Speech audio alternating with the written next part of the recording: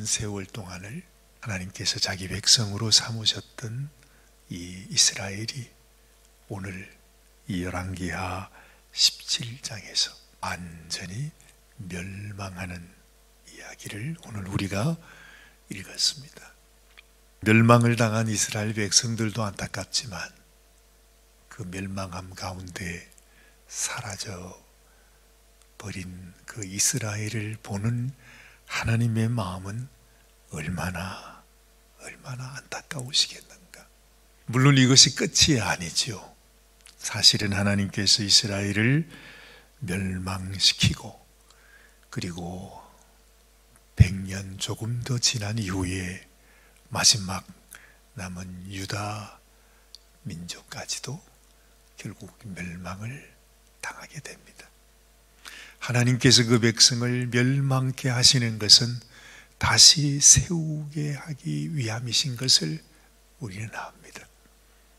그래서 이 이스라엘과 유대가 멸망하고 하나님은 500년이라고 하는 오랜 세월 동안을 침묵하십니다. 아마 마치 이스라엘도 유대도 그렇게 하나님께서 사랑하기를 원했고 축복하기를 원했고 돌아오기를 원했고 너희는 나를 섬기는 나의 백성이라고 말씀하셨는데 이제 이스라엘이 죽은 것입니다.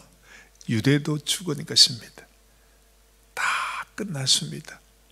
장례식까지 치렀습니다. 장례식을 마친 이후에 다가오는 정막, 모든 소망이 끝났구나 하는 것처럼 이 이스라엘과 유대가 멸망을 당하고 하나님은 그때로부터 500년 동안을 침묵하십니다. 하나님의 선지자도 선견자도 하나님의 말씀도 그들에게 주지 않았습니다. 모든 것이 끝났으니까 말이죠. 그런데 하나님의 마음은, 하나님의 심정은 사실은 다른 곳에 있었습니다. 이제는 이 백성을 통해서 도무지 아무리 이 백성을 구원하려 해도 이 백성에게 하나님의 언약을 전해 주어도 아무리 하나님이 말씀을 전해 주어도 돌아서지 않는 이 백성을 살리기 위해서 하나님께서는 자신이 스스로 인간의 몸을 입고 오신 것입니다. 그런데 사실은 이 모든 여정을 하나님은 이미 알고 계셨죠. 그래서 앞으로 이 이스라엘과 유대 땅에 이 민족을 위해서, 하나님의 백성을 위해서 메시아가 오게 될 것이라고 하는 하나님의 말씀을 벌써 이 성경 전체를 통해서 수없이 하나님은 전해주셨습니다. 그러니까 이스라엘 백성들이 하나님을 배신하고 떠날 것을 하나님은 이미 알고 계셨고, 그들이 하나님을 떠남으로 말미암아 결국에는 완전히 멸망하게 되었을 때 하나님께서 인생의 몸을 입고 이 땅에 오셔서 그들이 행했던 모든 죄악, 그들의 모든 역사 속에 그들 가운데 묻어있던 모든 그 죄악의 피를 우리 주님이 대신 담당하시고 이 백성을 용서하는 새로운 길을 만들어 주셨다는 사실이죠.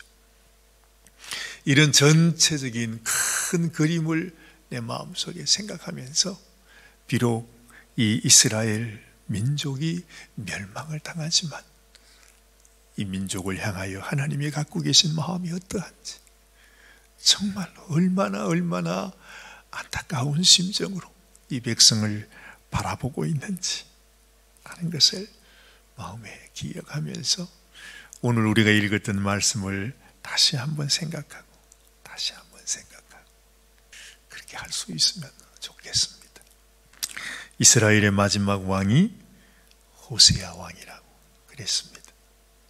참 인생은 하나님 앞에 신실하지 못한 것처럼 이 모든 삶 속에 인생이라고 하는 것이 끊임없는 진실함이 그의 삶 속에는 없어요. 어찌하든지 자기들이 살아남기 위해서 이 호세아 왕이 이스라엘의 마지막 왕으로 아수르를 섬기는 것처럼 하다가 가만히 생각해 보니까 우리가 애굽을 섬기면 아수르를 배반해도 되겠구나. 이래가지고 마음이 변했어요. 결국 그래 아수르 왕으로 하여금 격노하게 되고 네가 나를 배신해 이러면서 이제 와서 사마리아 성을 둘러싸서 3년 동안을 그 성을 점령하기 위해서 그래서 끝내 이 이스라엘이 완전히 멸망을 하게 되는 것입니다. 많이 생각해 보면 이 모든 것이 이스라엘 백성들이 세상 왕들에게도 그러하지만 하나님 앞에서도 신실하지 못했기 때문에 하나님께서 결국에는 이 이스라엘 민족을 치리하셨구나. 여러분, 치리한다는 말을 알지요? 하나님께서 이렇게 징계를 하신다는 그 말을 우리는 치리한다. 그래요. 그래서 이스라엘 나라가 멸망했던 그때가 언제냐? 여러분 기억하십시오. 기원전 722년 하나님이 이스라엘 백성을 치리했던 때, 그래서 멸망했던 그 해가 기원전 722년이라 이 말입니다. 그렇게 기억하면 맞아, 이스라엘이 기원전 722년에 하나님께 치리를 받았구나. 그렇게 하면 잊어버리지를 않습니다.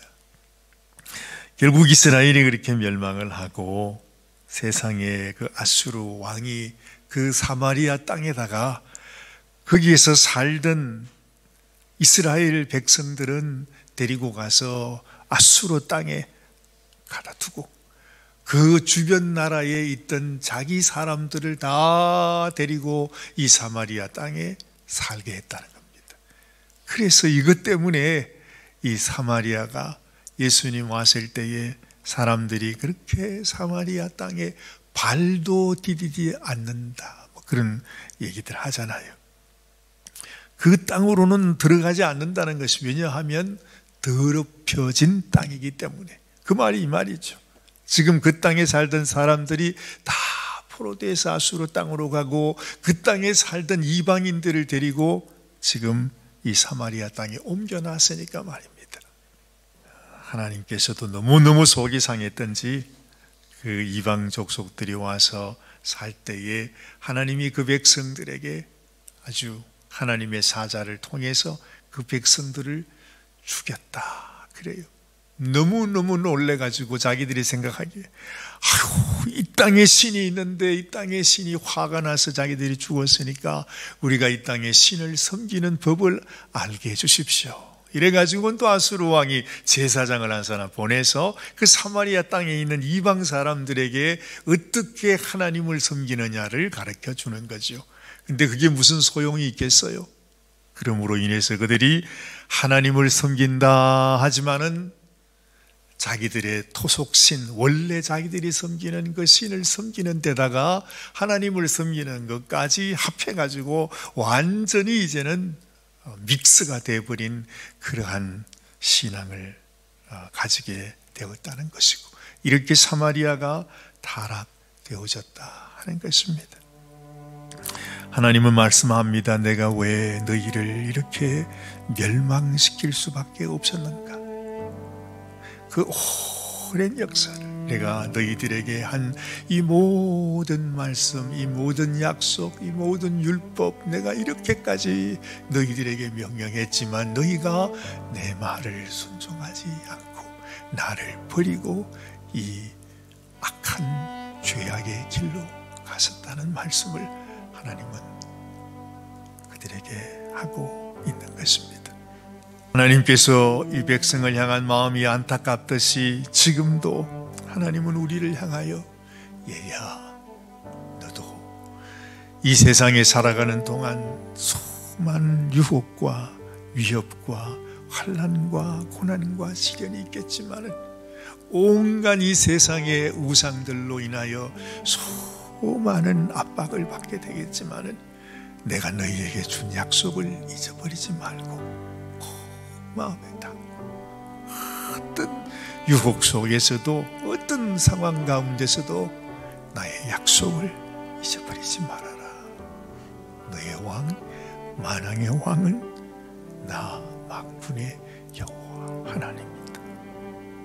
너를 진실로 사랑하는 너의 하나님을 잊지 말라 하시는 주님의 음성이 우리의 마음속에도 다시 한번 기억이 되고, 비록 그래요 이 세상에서는 우린 무너지는, 마치 이스라엘이 멸망하는 것처럼 우리도 우리의 죄로 인해서 결국 언젠가는 죽게 되는 인생이잖아요. 그러나 내 이 인생은 죽어져도 하나님께서 우리에게 허락하신 새 생명, 새로운 삶, 새로운 인생, 하나님이 주신 천국의 시민권을 내 심령에 가지고서 나는 죽을 몸일지라도 내가 하나님의 은혜로 인하여 주님의 약속의 말씀으로 인하여 나에게는 새로운 소망이 있다고 하는 이 믿음을 가지고 이 험한 세상 속에서도 우리가 승리하며 살아야 될 줄로 믿습니다. 이런 소원과 이런 믿음으로 우리가 주님, 내가 남은 세월 동안 더 하나님을 사랑하며 주께 나아가기를 원합니다. 하나님께 기도하는 이 아침이 되시기를 바랍니다.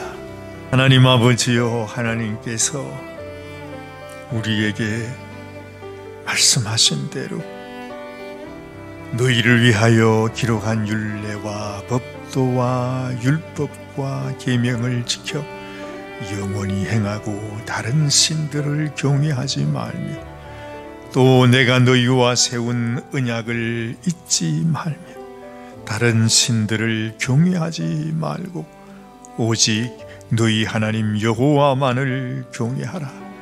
그가 너희를 모든 원수의 손에서 건져내리라 하셨습니다. 하나님, 그 이스라엘 백성들은 하나님의 말씀을 저버리고 떠나갔을지라도 주님, 이 시대를 살아가는 우리의 심령은 변함없이 주님을 사랑하고 주님, 참으로 주님만을 영원히 섬기는 하나님의 참 백성, 참 성도로 살게 하여 주시옵소서. 오늘도 주님의 은혜 가운데 이 하루를 살아가는, 오늘 이 아침에도 주님 앞에 주의 언약을 기억하면서 하나님께 기도하며 이 하루를 시작하는 당신의 종들을 주님이 축복하여 주시기를 간절히 소원하옵고 우리 주님 예수님의 귀하신 이름으로 감사하며 간절히 기도드리옵나이다. 아멘, 아멘, 아멘.